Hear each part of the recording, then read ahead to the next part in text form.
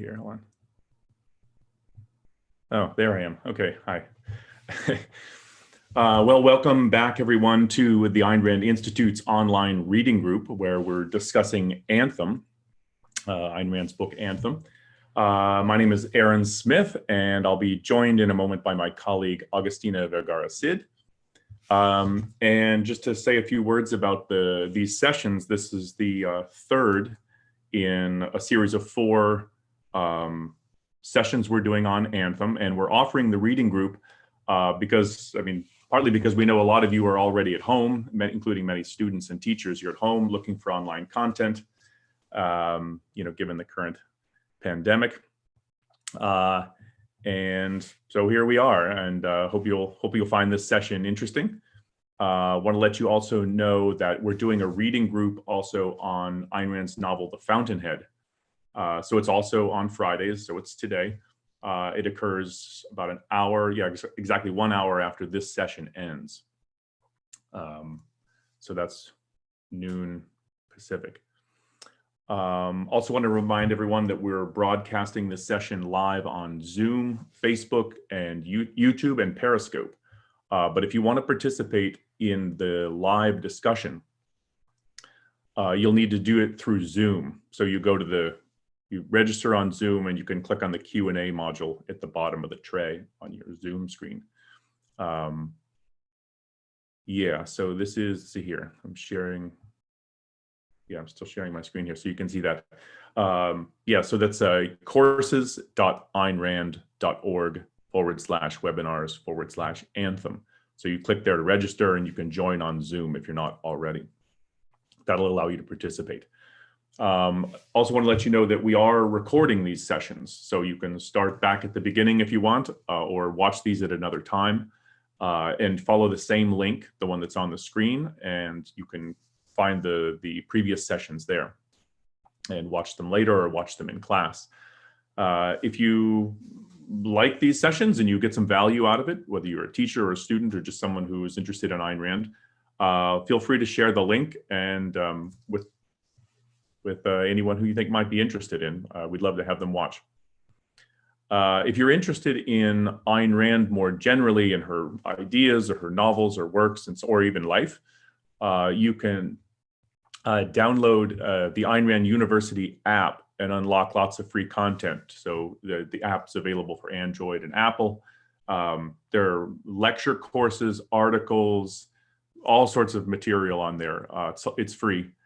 So it is a treasure trove. We've spent a lot of time putting that together, so hope you can enjoy that. I'm gonna stop my screen share here and bring in my colleague Agustina. Let me just stop sharing here. Hey Agustina, hi, what's going on? good. Okay, good. The sun finally came out, so we've been deluged here in California with the last several days with rain. It started leaking in my kitchen. Moving from California life to our book session. I just want to remind everybody that the very first session that we did, which is available through the link I mentioned, is spoiler free. So we don't assume anybody has read the book, but the subsequent sessions, including today, we're assuming that you've actually read the whole book. I mean, it's not a big book, but we're assuming you've read the book. So spoilers ahoy. If you don't want spoilers, you can go back and watch the initial session and escape now. So I'll give you a brief recap of the last session, which I did with Keith Lockitch. It was on the theme of individualism versus collectivism, both as a general issue in our culture and as it occurs in the book. So, the essence of collectivism, and you can see this throughout the whole story, in the society in the story, is that the essence of collectivism is the individual exists to serve the group. So every one of you out there, your role in life and in the community and so on is to provide service for the group. It's not to live for your own life, live for your own sake, pursue your own happiness. It's you live for others. And individualism is the opposite. Individualism is the view that, at least when you're thinking about this in terms of society, it's your life is your own, And the good is to live it, to pursue your own values, to pursue your own goals, pursue your own happiness, and you have a moral right to do that. And you don't have an obligation to live for others. If you want to work with others, cooperate with others, and so on, associate with others, sure, but it's on your own terms. And it's not a matter of duty to the community. So we talked about how that plays out in the story. In this session, we're going to focus on Anthem is, and this is how I put the title is, Anthem is Ayn Rand's hymn to man's ego. So we'll talk a bit about what Rand means by the ego and why she thinks a hymn is needed. I mean, hymn, that's a pretty reverent thing for something that we call ego. So we'll talk about that. We're also going to look at what equality, the main character, equality 72521, what he initially calls his curse toward the beginning of the book, and he struggles with this throughout the story. And what he calls his curse is his intense desire to know and to value independently in a world that regards this as the cardinal sin. We'll talk about why his view of what he calls his curse changes over the course of the story. And we'll spend some time talking about the final two chapters, mainly chapter 11, the second to last chapter, which Ayn Rand regarded as containing, which she said, this is the actual anthem of the book, which is very, very poetic, of course.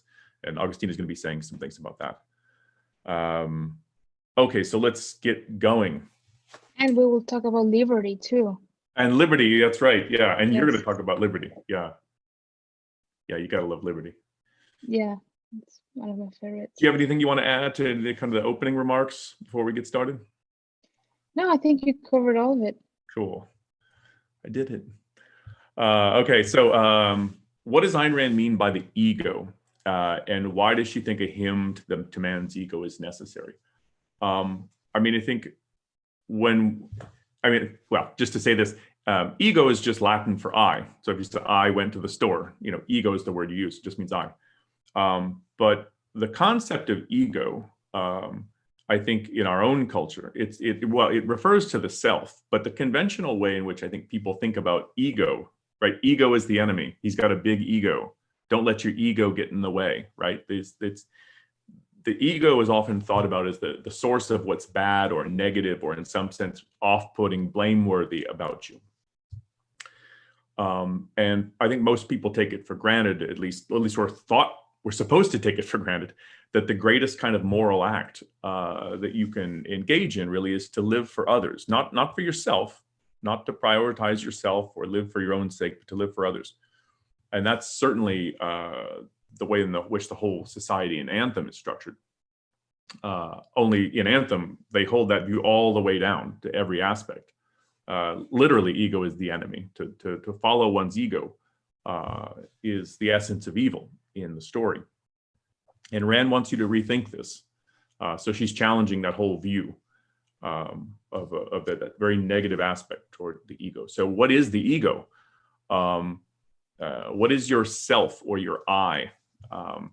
And Rand's view is that it's your mind, it's your reason, your capacity to think, to reach conclusions, to choose your own values, choose your own actions. And by doing that, by choosing your own goals and actions and deciding on what you think is true and what you think is good and what you think is valuable, it's that first-handed approach to arriving at these conclusions. That's how you actually shape your own character.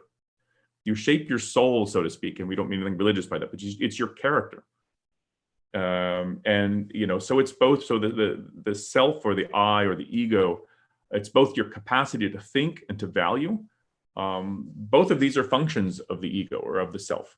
I mean, your reason, your mind, your thinking capacity is a property of each individual.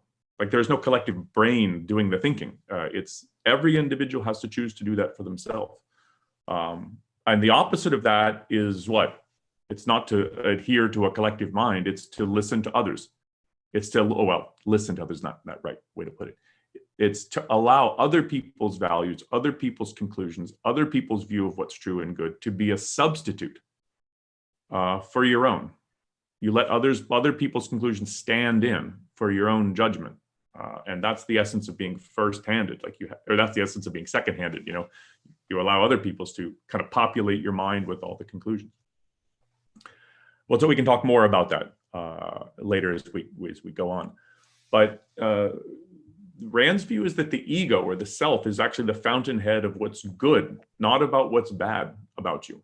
And it's the source of what's best and most admirable in an individual. It's that first-handed use of his own mind and reason to shape his conception of what's true and what's valuable, and to have that as his guiding light in his life. And we can see this, that view of the self, I think, dramatized throughout the story through the character of equality.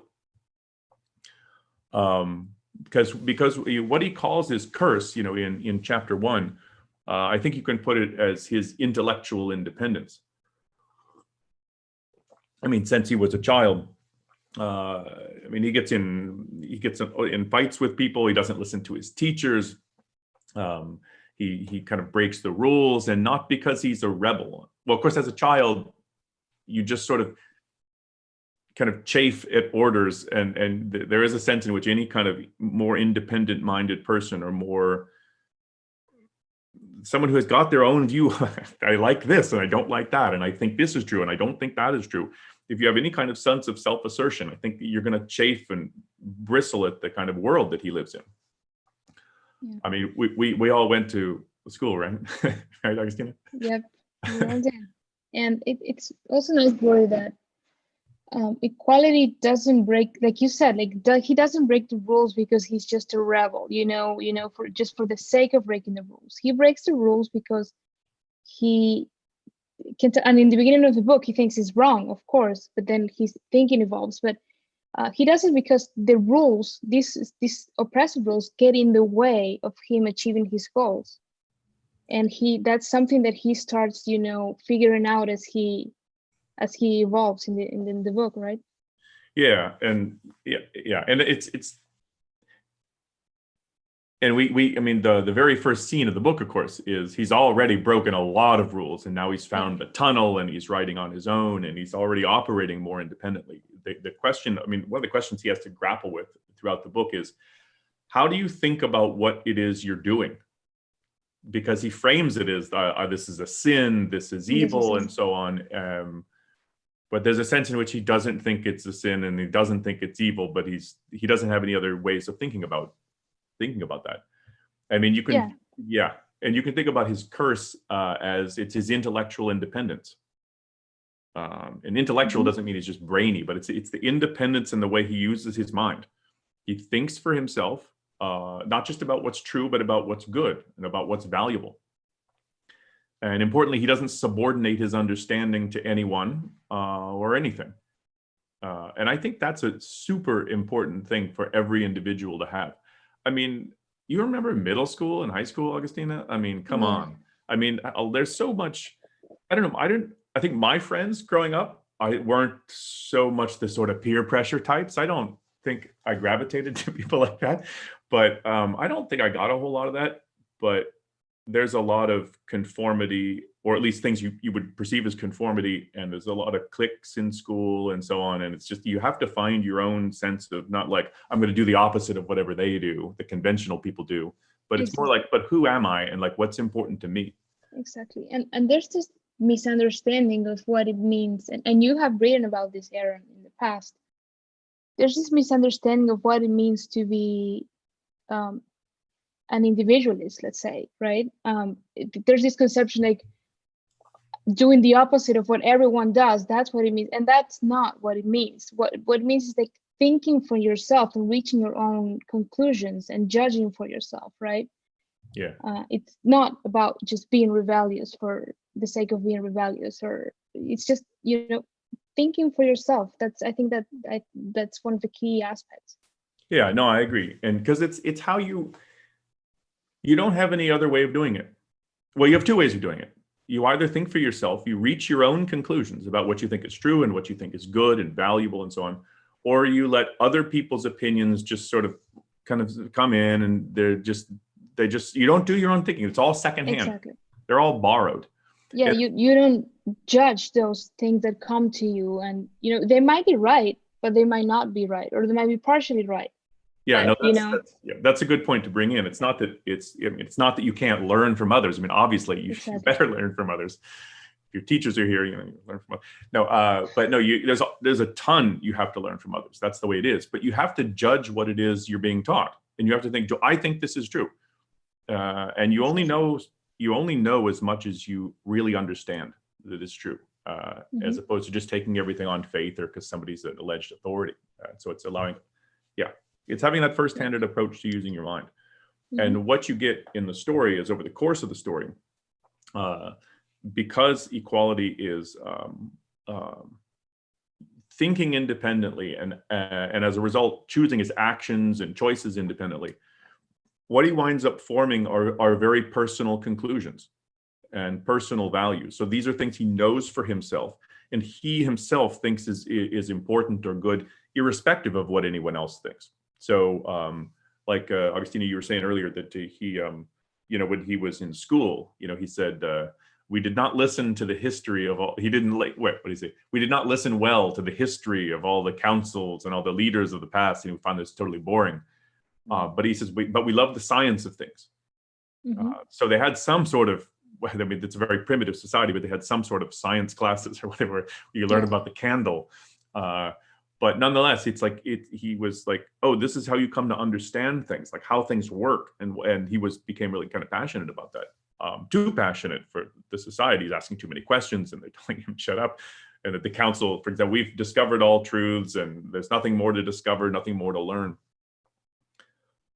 He learns otherwise. But then he also has his own personal preferences. And preference is not just sort of arbitrary, but he has his own personal values. Like, for example, the character International 48818, right? They're friends. And there's a wonderful passage. I think it's in chapter 1, right? Where they discover the tunnel. Yeah. And he said something like, that International and I are friends. We don't speak of it, you know, but we know of it when we look at each other, you know, because they're not allowed to have, it's the sin of preference, right? You're not supposed to prefer, but nonetheless, he says, I like this guy, so to speak. And they feel kind of kindred spirits in a way. And same thing with liberty. I mean, the woman, he prefers her to others. And it's all about trying to find out what you think is true, what you think is good and valuable and important. And it's that firsthand focus. And I think you could say the same thing is true of liberty. I mean, we talk a lot about equality because he's the central character, of course. But I think, you know, you can say the same thing about liberty. Yeah, absolutely. One last, before we go to liberty, I'd like to say just briefly, one thing that, you know, in equality's evolution, you can see throughout the book how his thinking evolves. And in the beginning, his things, you know, he starts with saying, like, it is a sin to write this, but that's what he thought at that particular time with the context of knowledge that he had at that point in time. And I think one of the things that, you know, happened in this book is that his context of knowledge, like his knowledge gets, you know, more abundant, and he starts, you know, thinking about things more. He starts learning more, and that's how his thinking evolves. But at the beginning, you know, he could only, you know, he had only certain context of knowledge that he could, you know, use to, you know, judge. And then that context is bigger, and that's partly how he evolves, right? Yeah, and I think partly it's also partly, I think it's entirely because exactly the way in which he approaches, the way in which he approaches life in his thinking. It's his commitment to think and to use his mind to understand the world around him and not letting anything stand in the way or be subordinate his own judgment for that. I mean, so he, you know, when he finds the tunnel, he decides, no, we're not going to tell anybody about this. Yeah, that's wrong. It's a sin. It's illegal or whatever. And he said, no, this is our spot. And he chooses that, and he spends his time writing and thinking. And I think it's interesting too, the way she does the novel. I mean, everything's told, it happens here, but he's talking about the past, and he's in effect journaling, you know, he's writing about his experiences, and that's the way you kind of get the sense of the novel. But what you get to with I mean, I guess if anybody does journaling, I don't really journal, but if you do that, a lot of it is putting your thoughts on paper. You're putting your thoughts down and you're putting your thinking down, and that's the way you get to see a lot of what equality's developing thinking is looking like. And he regularly questions throughout the book. It's, we're told that we should be happy to live for others. Now what does he do? Go, oh, okay, that's true, and put that in my pocket, and I'll believe that. He said, if I look around you, when I look around myself, everybody looks kind of broken and defeated, and their shoulders are slumped, and their eyes are dull, and they're not interested, and they sure don't look happy, But we're taught to think of that feeling in myself when I feel like when he's in the tunnel and he feels alone and he feels happy. That we're taught to feel that that's evil, and and he still puts it in that category because he doesn't know where else to put it. But he starts to think, how can you call this feeling evil? And when he escapes later to the forest, he's like, he feels so liberated. He's like, for the first time, it's like this kind of feeling. And he says, it makes us wonder, about the fact that we were told that this is what's evil, this is what's wrong. But he doesn't have a new conception. But he realizes something's really, really wrong with that. So liberty. Liberty, yeah. I love liberty, both the character and the concept, but we're going to talk about the character here a little bit. So like you said, just like equality, liberty is, an independent thinker, like equality comes to be, right? And she makes choices and takes action to achieve, what the values that she has, that she has come to have, right? She interacts with equality, which is forbidden. She follows him to the forest and does all of the things, to achieve her goals. And you mentioned earlier something that equality comes to realize, and that the same goes for liberty, that friendship, and love require, choice and require independent thought. And they are functions of the self. No one can, choose those for you. No one can tell you who to value. You have to make that decision on your own based on your thinking and your judgment, right? And liberty, like equality, chooses her values and makes her decisions, like, like an independent person. So they are very, very similar characters, even though, because equality is the main character, the focus is on him, right? But liberty also, she has a mind of her own, and she refuses to obey the authorities and these oppressive rules, right? And she violates these rules in order to pursue her goals. And again, it's not, like we said before, it's not just for the sake of doing it, for the sake of being rebellious. These oppressive laws are getting in the way of her achieving her values and her goals, right? Yeah. And she does this like so many times throughout the book. She observes and looks at equality, and she thinks of him, even though it's forbidden, for a woman to notice a man outside of a certain context. And she talks to him, she smells at him, if you pay attention to how their interactions happen, she takes the initiative with equality always, right? And she even gives him, a name, which is the Unconquered. And she's the first to give him a name. Yeah. Exactly. And I have many favorite scenes in this book, but that's one of my favorite scenes when they're trying to tell each other what names they give in each other.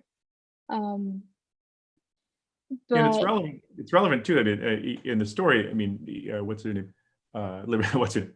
That girl, Liberty. I mean, she's only she's only 17. Exactly. That's one of the things worth mentioning. That she makes all these choices, and yeah, let's not lose sight of the fact that she's only 17 years old. She's very young and in control of herself, you can tell. I mean, exactly.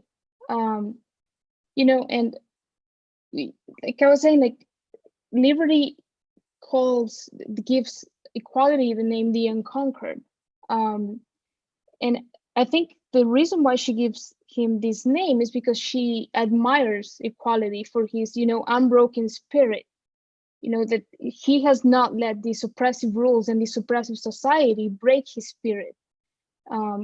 But also she herself demonstrates her own, unconquered spirit in forming these thoughts and these judgments about equality, and then about, her choices and her own values, right? Yeah. And in the end, like towards the end of the novel, she has to choose. She has to make a very important and crucial choice, which is, between this, like staying in the society that she lives in, which is, the only life she has ever known. And again, let's remember that she's 17 and she's having to make this very important choice. So and the choice between staying, about 5 seconds. yeah, exactly. Like she has to make this choice between like staying in this oppressive society and risking her life, to follow equality to the forest, and go into this, unknown life that she doesn't know how it's going to turn out. But she does not hesitate to leave, right? And there's a quote that I really like from her. Let me pull it up. And she says, "We wish to be damned with you rather than blessed with all of our brothers."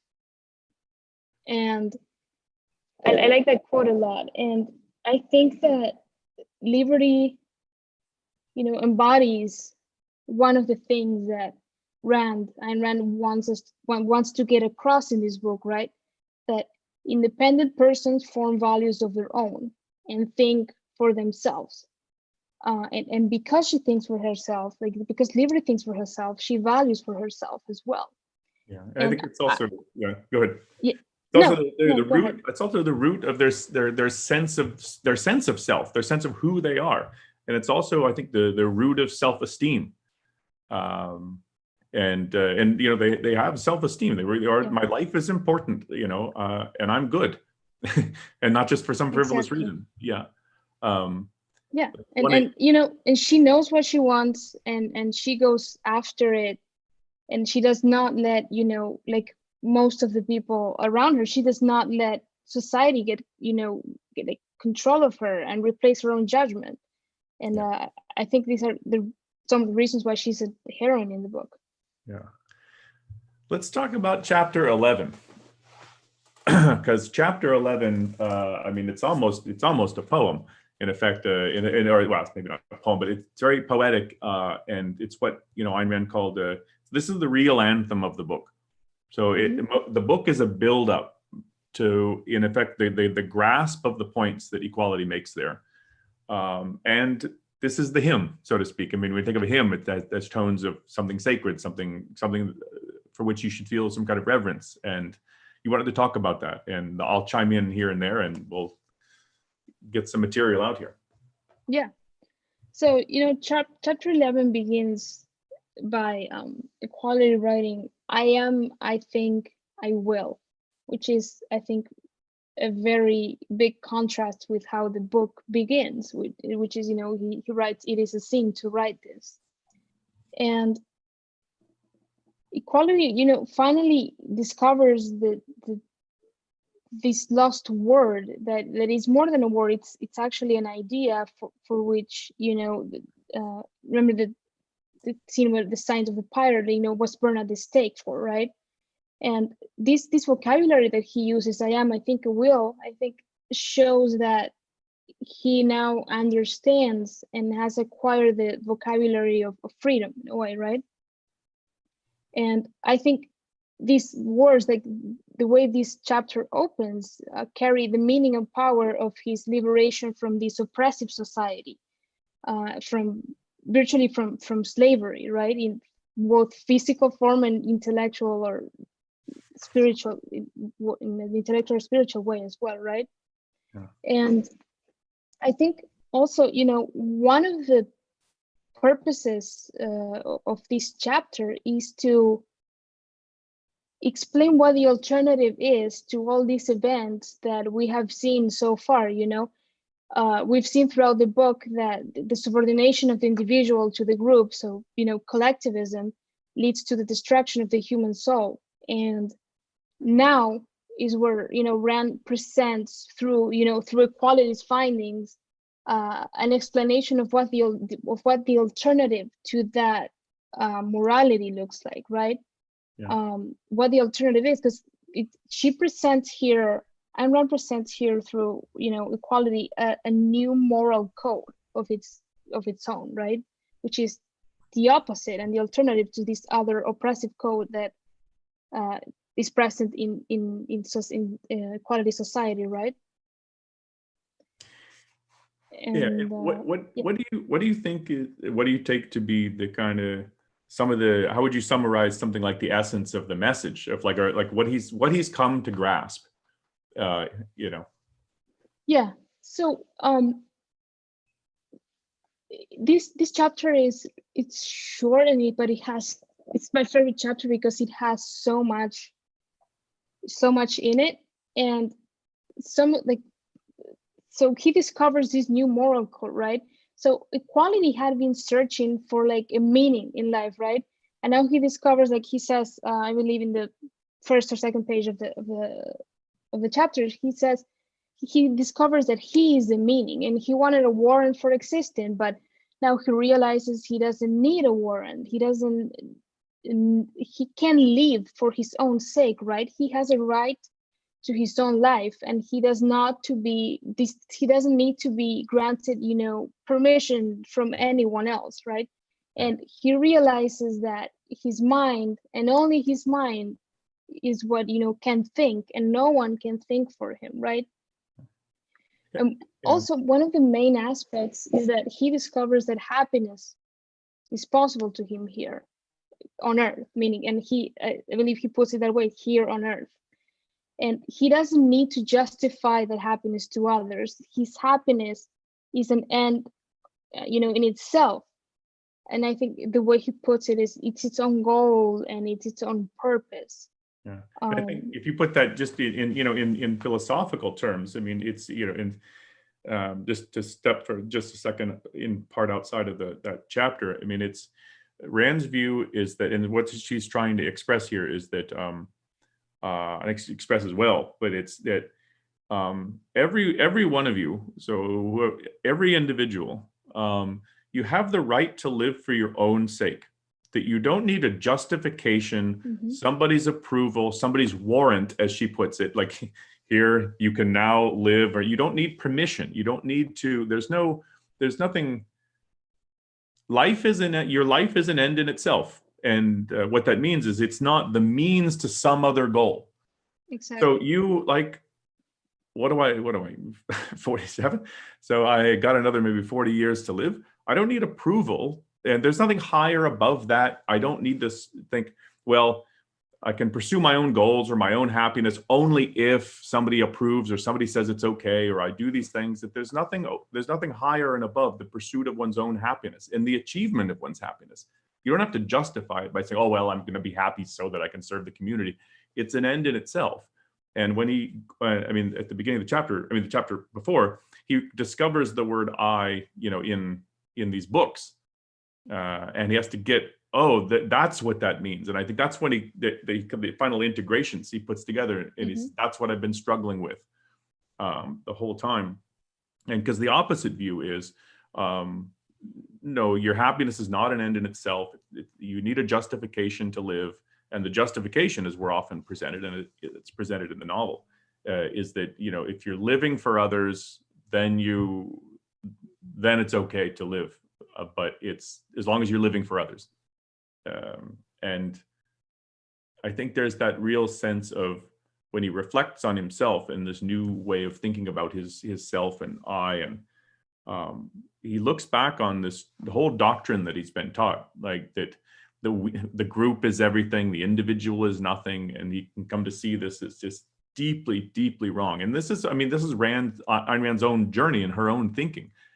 She's growing up in the Soviet Union, where all the propaganda is about, you should live for others, the individual is nothing, you serve the collective, and so on. And she thought, even as a young person, thought this is terrible, but it took her time to figure out, and she said she was an individualist, like from the outset, but to get to grasp the point that the whole way we think about morality is wrong. I mean, everything it's about what you do for others, and it's others, and it's, her view is no, it's how you conduct yourself and how you use your mind to pursue your own life and your own happiness. And that's what's radical. That's the essence of morality for her. Not just, yeah, that's okay, you can do that sometimes. It's okay to be happy, but serve others on your spare time. It's, no, the essence of morality is to pursue and achieve your own happiness. And not just any sort of random whim, but you figure out what your life requires, what real values you need to pursue, what methods you need to use to function and to really achieve something. And I mean, certainly equality does. And I think liberty does in her own way too. And so we don't get to see too much into the future, but you get a projection in the last chapter. So we should probably move to questions, but go ahead, and if you've got some additional points. No, just that, like we were saying, like he realizes that he is not the means to the ends of others, but also others are not the means to his own ends, right? Yeah. And I like the quote when he says, that he will choose friends among, I can't remember. I will choose friends among my brothers, but neither my fellow humans, or something like that. But neither masters nor servants. And he also, another thing that he realizes says that an individual is not to sacrifice on their altars. So it's not just I refuse to be sacrificed for other people. It's like, I'm not going to sacrifice anybody else for my own goals. So you exist to serve your own life. You don't exist to serve my goals, and I don't either. So it's, I like that too, because it helps highlight it's not this sort of predatory view of self-interest. Yes. So why don't we move on to some questions here? We got a bunch of questions coming in. I just want to remind people that if you're on Zoom and you want to ask questions, you can go down to the little Zoom thing right at the bottom of the tray. It says Q&A, and you can click on there and punch in questions. If you're not already on Zoom, you can go to the link I shared earlier. It's courses.aynrand.org. It's a big mouthful, /webinars/Anthem. But at any rate, so let's take a look at the questions here. I'm looking at the questions in the Zoom. The chat thing is a little harder for me to follow, but let me look up with the Zoom. Just give us a second here, and I'm going to pop open the chat. Okay, so let's take a look here. So why don't you, I'm going to look at some questions, and in the meantime, why don't you scroll through these and see what you think are that we can get to here. Okay, sounds good. Okay, so Mohini asked a question on the Zoom chat. If equality's world wasn't, like in the world in Anthem, wasn't meant to have any people who stood out, wouldn't the fact that there is a world council and a home of the leaders undermine this idea? Well, there's a sense in which those people don't stand out. I mean, so they have more power. They've been granted more authority, but they're no more independent thinkers or achievers than any other drones in the society. They're just drones with power. So, and they're older perhaps. And if, they've obeyed orders enough to get political positions, so to speak, they don't think for themselves like a jot. They don't have any sense of individuality or anything like that. When he's in front of the council, when they choose what his career is going to be, he equality says that they had absolutely no expressions on their face. They just looked like drones, basically. In their reaction to the light, it's not like, oh wow, that's an achievement, that's amazing. Exactly. Like, they didn't even try to steal it. It was like, destroy it. I think partly that's psychological. I mean, that whole method of functioning, if they agree that this is an achievement, how can you have the approach to society and to individuals that you do? It's totally undermining. Got a question here from Brandon. This is a good question. He says, we develop our own values. So how do we respond to other people's differing opinions? Is it acceptable to build on our own? So to build on our own value, or I think he says, to build our own values off of other people's opinions. So he says Prometheus rejects the collectivist views, but he accepts the teaching of the books he finds in the house. So basically, it's if you're forming your own values and your own conclusions and your own goals, what about the conclusions and values and goals that others have? And the answer to that is you retain your individuality by judging those goals. So if I can learn something from Augustina and Augustina can learn something from me, but it's not just because she just nods her head and yes, sir, no, sir. That's not the way it works. It's, you have to think about that. And it's like, no, if you independently come to think, yeah, no, I think that you're right. I think that is true. Then you come to see for yourself that it's good. And similarly with values. I remember when I was in high school, there was a little cliquey group of people that I didn't like. And there was a certain shirt brand that they would wear, and it was really stylish, and they're all cliquey and they all wore the same shirt. And some of my friends were like, yeah, I'm not getting that stuff. I'm not going to be like them. And my view was, I actually kind of like those shirts. I was very independent, but it was like the fact that the cliquey people happen to wear it is completely irrelevant. The idea is like, no, I actually like it. I think it's good. And so like, yeah, I'm going to wear that. So it's, again, it's you have to think about what you think about the things and only adopt the things that you really think are true or good. It's not about whether you get them from somebody else or whether you're some firsthand originator.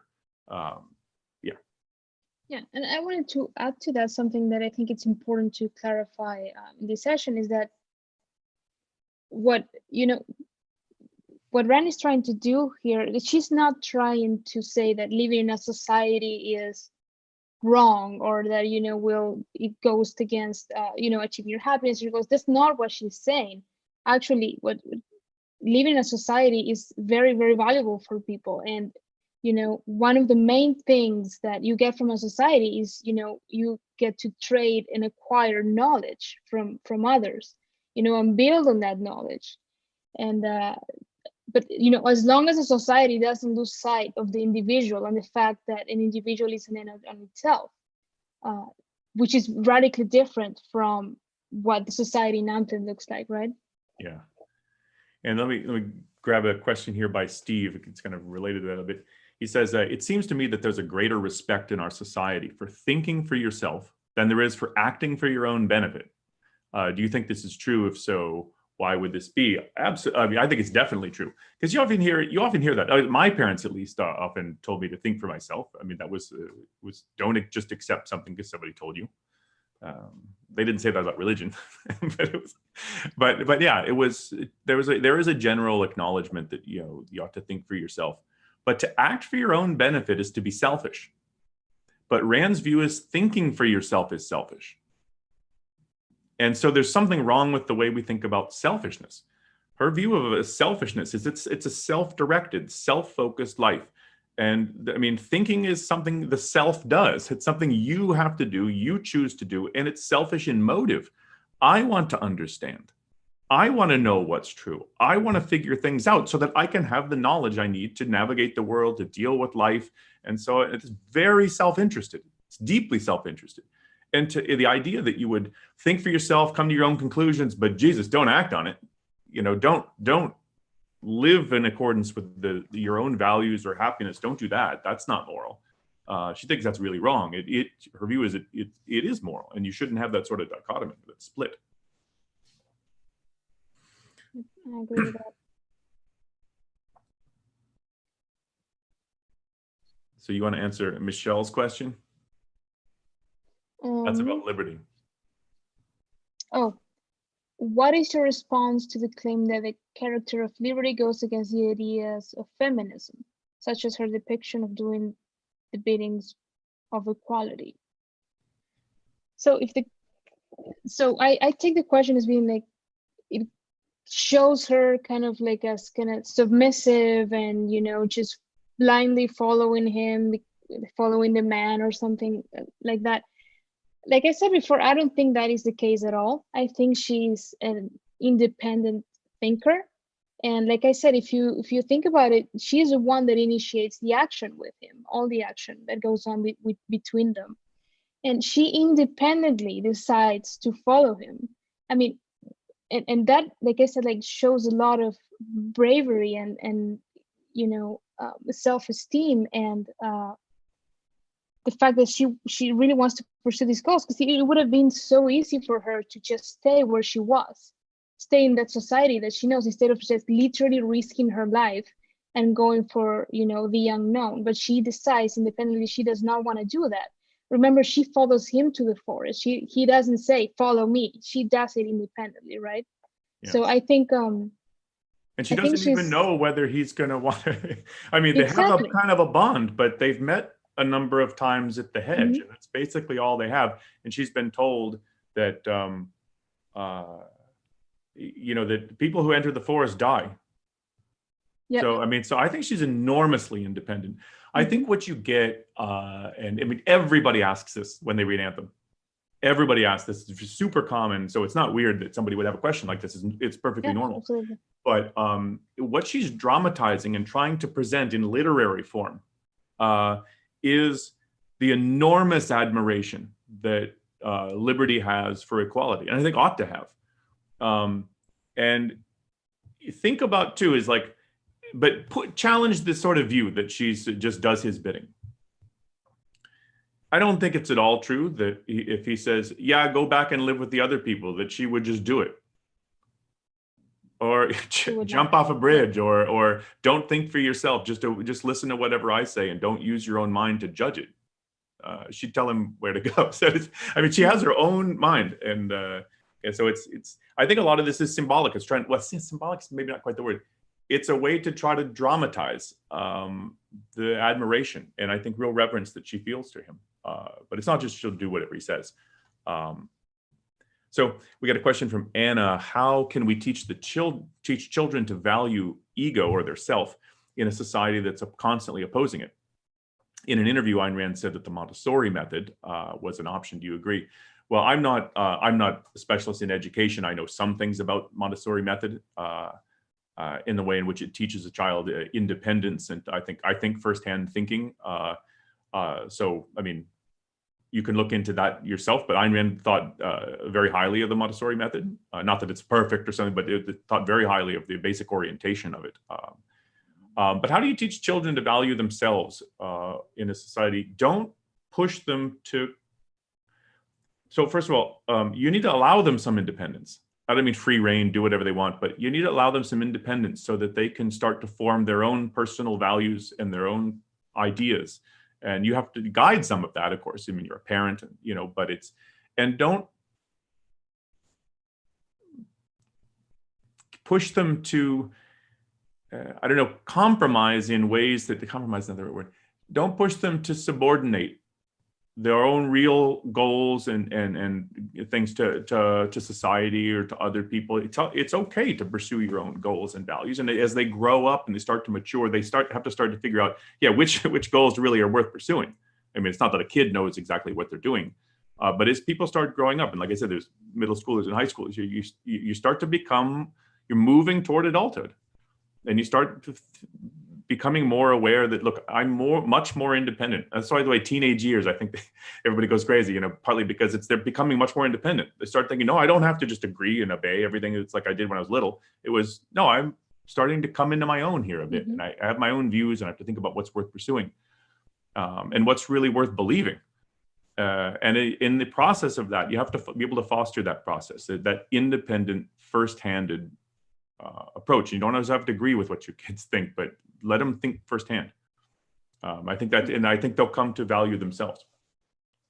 And also, I don't have children, but from remembering my own childhood and teenage years, also, to the extent that you can, given, taking into account your child's context of knowledge and maturity, make mental maturity. Don't just say, because I say so, do this because I say so. Explain, the reason why he or she has to do certain things or why he or she shouldn't do certain things. Try to explain that thought process, not to, say, because when you say because I said so, it's like follow authority, blindly. Obey. That's essentially what you're saying. Obey, shut down your mind. Okay. Don't think, obey. Yeah. I mean, this is the same thing with the state. Yeah, exactly. I mean, your command in your role isn't to think or to question, it's to obey. I'm going to look at the window here.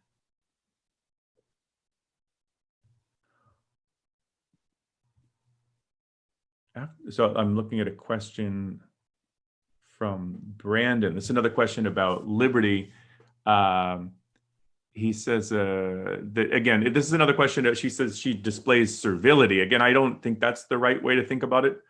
You said, so in the question chat here, it says, not chat, but the Zoom module, bowing before Prometheus and saying that he can do whatever he wills with her. again, I think this is partly symbolic and partly because of who Prometheus is to her.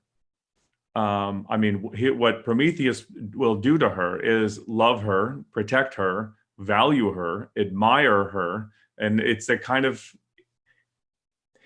if there's a painting that Ayn Rand loved, and I think it was her favorite painting, and it's the Crucifixion of Christ, I think it is, by Salvador Dali.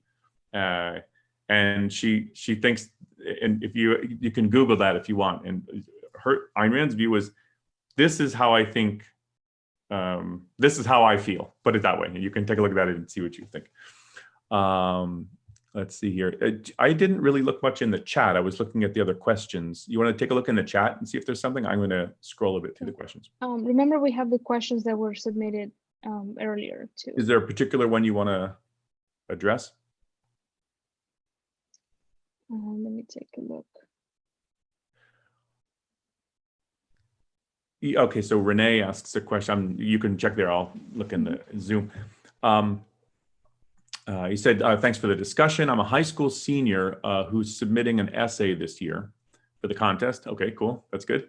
And you said, my question is, in what ways are we all almost forced to participate in a collectivist society? It's like, say, through taxes or conformity and so.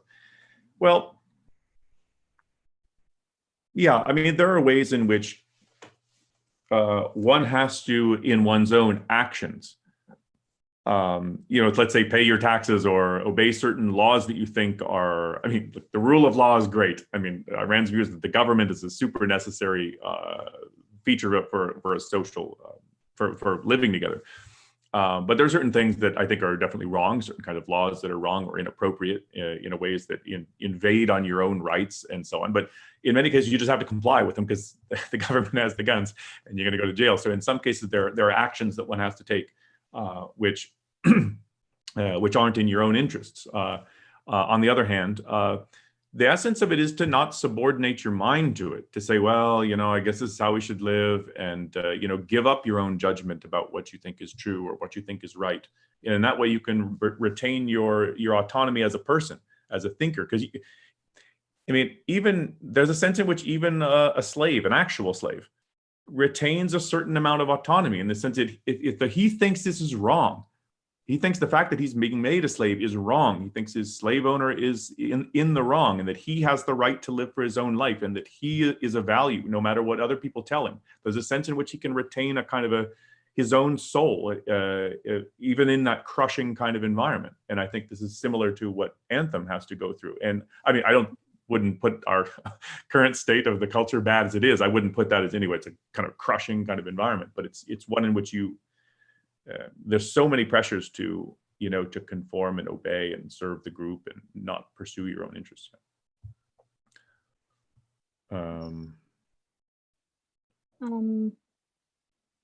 So we got about 5 minutes left. Go ahead. Yeah. Just a short answer to another question related to I think liberty a little bit. There's a question that was pre-submitted. Do you believe there is a gap between male and female in the Anthem world? Well, there most certainly is a gap in the society, because that's how society is structured. Men have certain jobs, women have other types of jobs, and they have to be separate at all times, except for when they mate. And but when it comes to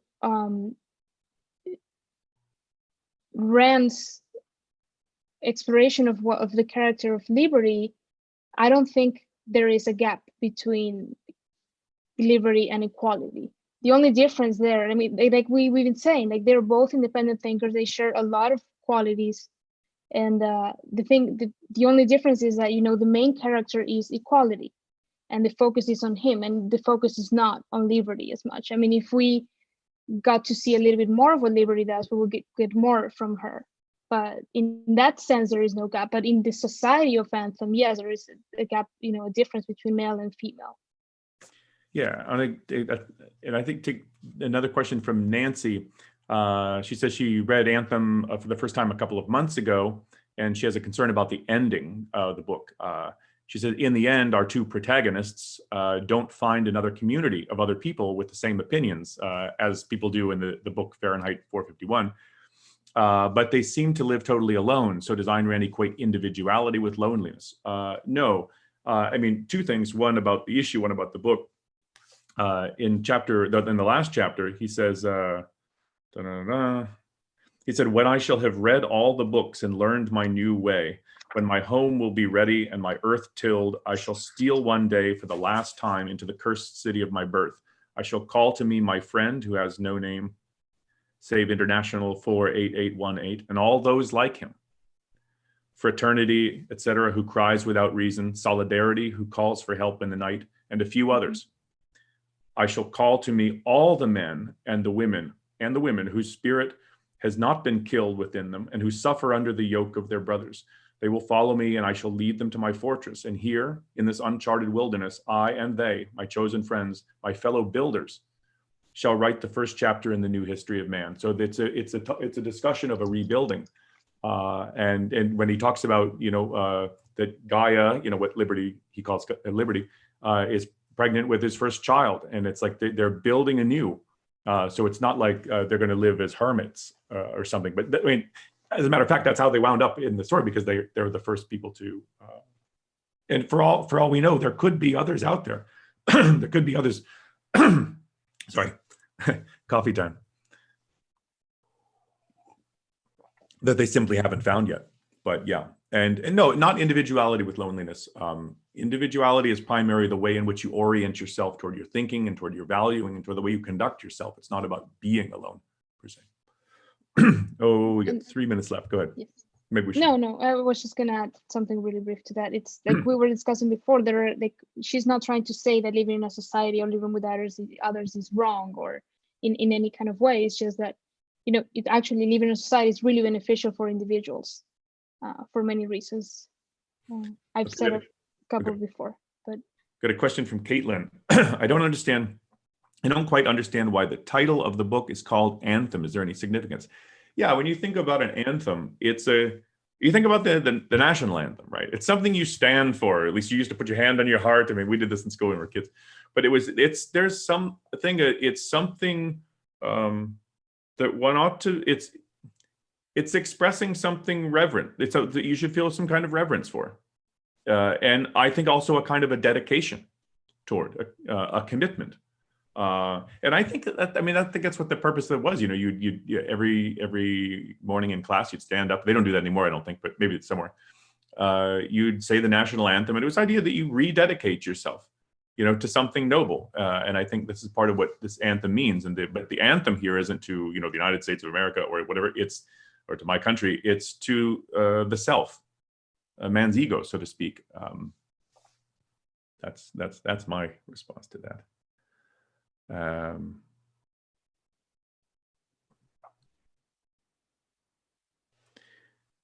Yeah, so Caitlin asked a good question. This is a very philosophical question. I don't know, Caitlin, if you were a student or an adult or not, but that's an adult question. So the question is, and this question gets asked to people who are interested in Ayn Rand a lot. What if your happiness is to fulfill and help others' goals and happiness? Oh, there's a lot to unpack there that we can't. So, man, it's 1 minute left. So I'll just say this, two things. One, you have to think about which values actually, in fact, enhance and enrich your own life. And they really do that, and that they're not working at counter purposes. So I'm a teacher. I help people all the time. All of what I do is I help people. Some people make computers. And they're helping people. So the idea is not about helping people. It's about, are you subordinating yourself to other people? Are you subordinating your own life and your happiness to other people and letting that dictate how you live your life? Or are you finding your happiness in some kind of endeavor or some kind of profession that actually brings value to other people, but it's interesting to you, and it really does advance your life? That's the kind of the split we're talking about here. So we are out of time. So I want to say a few things here. Let me close a couple of things here. Figure out what I want to say because we're going over and now I'm being bad. Okay, I want to remind people in 1 hour, There's also a discussion on Ayn Rand's novel, The Fountainhead. I'm not going to be in that one, but that's there for you if you want to check it out. I want to remind you that the next session, so let me go back to my screen share here. Next session. Yeah, here we go. Is the relevance of Anthem in our world today. Yeah, and for that one, I'm going to be joined, I think, by Ankar Gate. So we'll see how that turns out. So I just want to say we're all out of time. So I just want to say thanks a lot, everybody, for showing up. Glad to have you here. And thanks, Augustina, for thank you, Aaron. And thanks, everybody. All right, let me stop my share. Bye-bye, everybody. Bye. Thank you all.